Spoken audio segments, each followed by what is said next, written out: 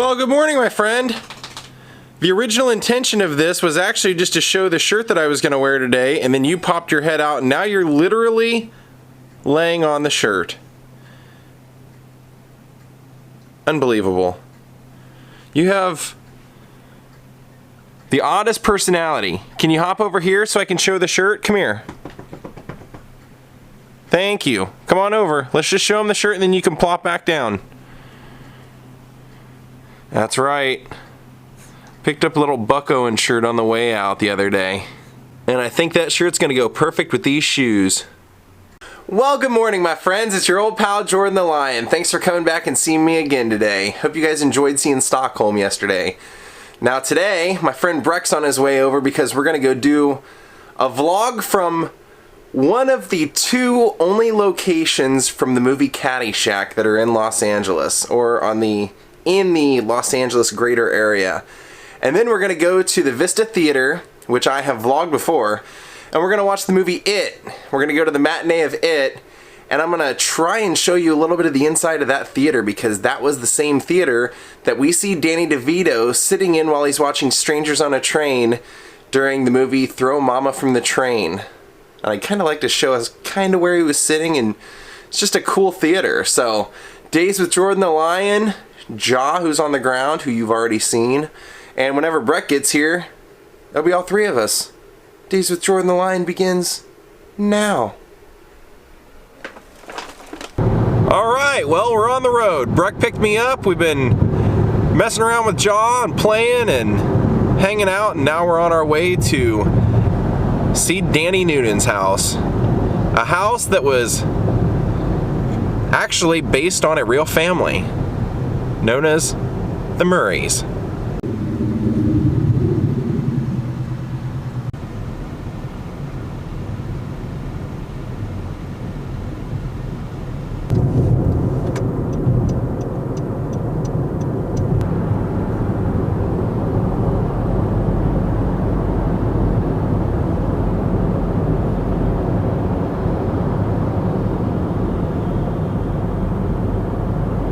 Well, today, like I said, we're out to do one of the locations from Caddyshack, and it's kind of funny because it's a movie that was originally the follow-up to Animal House.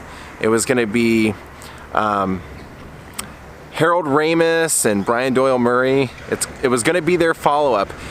What originally started out as their first ideas for a follow-up were involving the American Nazi Party. They were making like comedic scripts based on that, and eventually, since nobody would sign up for that, they eventually went to writing about what they knew, which was pretty much all of them had been on a golf course before.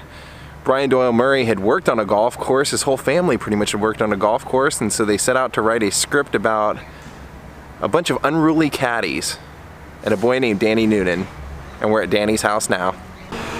Well, the tree in front's gotten considerably bigger over time, and it's now red instead of white, but this was the house they used to recreate Danny's family's house in Caddyshack.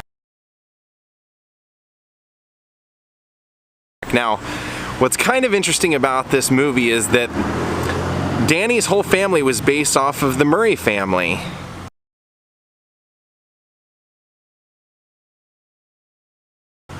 And Brian Doyle Murray said that the family had 9 kids, 6 boys, 3 girls, and 2 parents.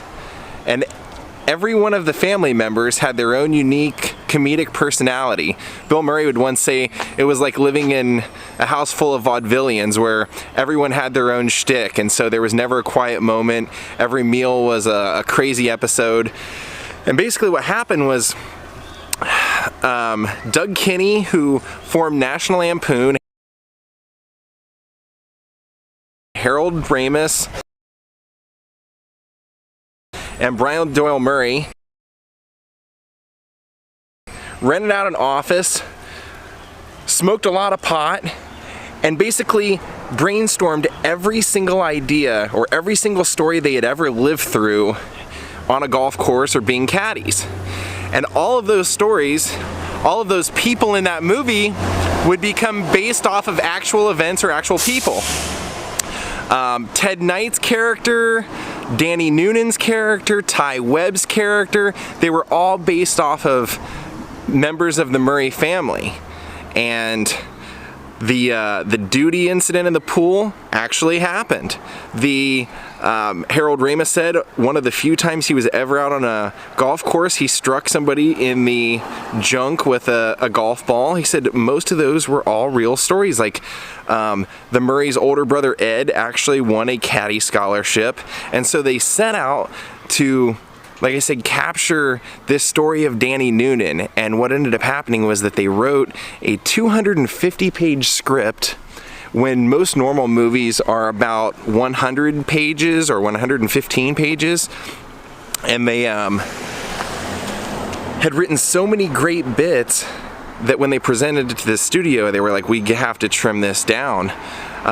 They eventually did get it trimmed down, but when they filmed the movie, they had to edit out so many bits because the actual final edit was like 4.5 hours long. And then they said once they started editing it and pulling it out, then they didn't even have a story about the caddies anymore, so they had to write in this whole thing about the gopher. The gopher was originally just going to be in one tiny scene and it was a hand puppet, but then once they realized that was going to be the whole drama to the movie, they had to create this whole thing. Now, if you remember, this is right here is the fire escape ladder that Danny comes walking down after his dad's lecturing him. He's not going to work at the lumberyard. Well, he isn't going to be a caddy all his life, is he? And they said that the story about the lumberyard that they use in here, as well as Danny's father, were based off of the Murray's real father. He was the president of a lumberyard and was that guy. So we see Danny come down the fire escape, and then we see him get his bicycle from right here.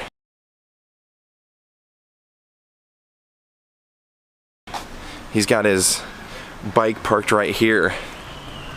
Now the movie almost didn't happen, even though it was fresh off the heels of a successful Animal House. Orion Pictures was who was going to make it, and they wouldn't make the movie unless they had a star attached, so Harold Ramis went to Chevy Chase and got Chevy Chase involved. Bill Murray actually didn't even come on until the very end of the movie, or like right before they were going to start filming, because he had such a hectic schedule they didn't think they could fit it in. And then right at the end, they found out right before they went into production that he had 6 days available, and so they ended up signing him up for 6 days, didn't have one bit of dialogue written for him, and they just let him improvise everything.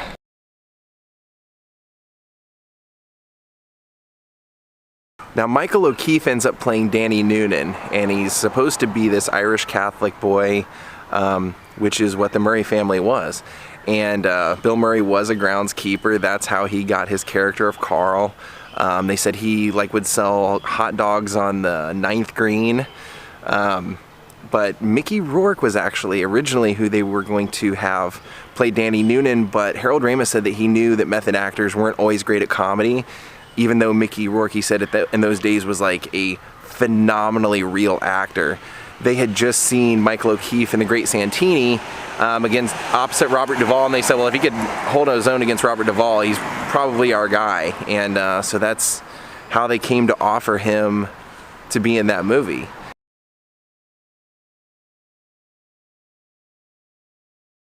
And Harold Ramis had never directed anything. In fact, he was so new at this that they almost thought about replacing him at one point.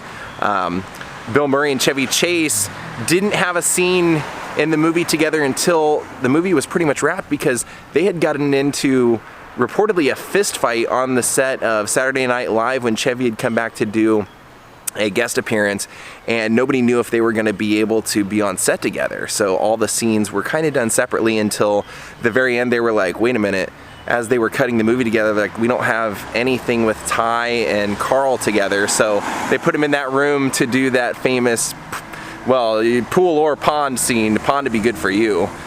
You got a pool over there? We have a pond in the back. We have a pool and a pond. A pond would be good for you. Natural spring. Oh, yeah, or you know, the pool or the pond. Anything would be good. So here's the front of the house that you never see in the movie, but the reason that, I don't know why they exactly chose this house other than that it was huge. They wanted it to represent, you know, the house that huge family would live in, but They ended up filming almost all of the movie, other than the gates of Bushwood where Danny rides his bike into, pretty much in Florida. And they said the reason they did that was because they wanted it not to be in Los Angeles. They wanted to be as far away from the studio as they could be so that they would have total creative control and basically be able to run amok. And that's exactly what happened. A lot of days they were partying so late into the night that filming wouldn't even start till the next morning at like 10:30 a.m. And if you've ever worked on a set, you know that is never, ever, ever acceptable because you're burning daylight. They always start at 6 a.m. Almost always. It's always an early morning call. So to think that they would burn all that daylight, that's why it took 11 weeks to film this thing. But for some reason, they were trying to make it seem like it was set in Chicago, but yet they filmed the whole movie in Florida. And they were only able to find one golf course that didn't have palm trees, and that's the one they ended up using for the movie. Now, the reason that I figured I would do most of the story here is because my friend Adam has been to the country club, and he said that they really won't let you film there. It's got a dress code. It doesn't really look the same anymore. And he said that they charge you an astronomical amount to go in there and even play. So that probably will never happen, but I will probably do one more Caddyshack vlog out here. I just thought, knowing that the fire escape that Danny came down was still here, and that the house that would have been the Noonans, and like I said, the movie was originally supposed to be about the Caddies and him specifically, but as they started editing things out and piecing things together and using the best bits that they had filmed, they just basically realized that like he would be in the story and a big part of the story, but not like every single scene. In the original script, Danny was literally in every single scene, and the movie actually ends with him at the airport saying goodbye to his family. But as we know now, it would take more of a comedic approach and end with them blowing up an entire golf course. And hot off the heels of being on Carson, Rodney Dangerfield makes his very first movie debut in this. Now, originally Rodney's part was going to go to Don Rickles, but right at the end, Doug Kinney said, you know what, I actually think that maybe Rodney's our guy. And it was Rodney's first experience on a set, and they said that he was never used to people not laughing at him, so he constantly after every take would think he sucked or would wonder why nobody was laughing, not knowing that it would ruin takes. Now, they said that scene with Bill Murray doing the ball washing scene in the original first edit was actually like 30 minutes worth of improv that was so good they almost had a hard time peeling it away. And so, yeah, thanks, Breck. So it's kind of funny how good of an actor Bill Murray was. And they said, actually, one of the reasons that people were kind of worried about him being on set was they said he was kind of known for being unpredictable and kind of a loose cannon. Like, you didn't know what he was really up to. And the guy who he puts that pitchfork up to his chest even said, like, I would tell him in between takes, hey, you think you can do that a little softer? And he'd say, quit whining. Totally classic Bill Murray. All right, well, we're on our way to go see it, the 1:45 matinee. I'll let you know what I think of it. Well, speaking of Budapest, this is one of the most famous cameramen to come out of Budapest. He actually filmed a lot of the revolution when they were trying to revolt against the Russians, and would have been killed almost if he would have been caught. Wow. Check out the theater. That is awesome. Alright, well, we'll catch you after the movie, guys. Well, we're out of the movie, and I liked the movie. I would have cast it a little differently, but I liked it. I'll do a full review later. Well, good evening, my friends. It's your old pal Jordan the Lion calling it a night. I'm sorry, we were going to make our way a little bit further over towards Pasadena, and we were going to go to the railroad tracks that Danny rides his bike across for about a second or 2 seconds in the movie. But we were actually running late for the movie, and we had to go all the way back across town to go see the movie. So if you want to see that intersection, it is literally the same exact intersection that I vlogged for the Halloween Michael Myers house. Go back and watch my old vlog on that. It's literally right there, that same exact corner, right where the footage cuts off of Danny riding his bike, on that very corner, right where that footage would continuate, that is where the house is. So there you go. I wanted to send a big shout out thank you to Ellen Hamill and Debbie Moeller for making generous donations towards the Budapest trip. I'm actually leaving in less than a week. And Nola Deach for becoming a new Patreon. And a big shout out to Nancy Hopple, who sent me tickets to Knott's Berry Farm. She really wanted to see me vlog it and emailed me and sent me tickets. So in our near future, we will be going to Knott's Berry Farm. It won't be your typical Knott's Berry Farm vlog because I actually have one thing in particular that I really want to vlog. I might turn it into 2 vlogs and show you some of the rides and stuff, but there's actually one story that I've been dying to get into that place to tell you. And it's not a story that most people have vlogged at all, if they even know the story. So you'll have that to look forward to. Thank you for watching today, my friends. Tomorrow is going to be a great vlog as well. I already know what I'm going to do. It's somebody I think that we all love and admire, and I'm really excited to see it. So have a great night. I will see you tomorrow. All be well. Goodbye.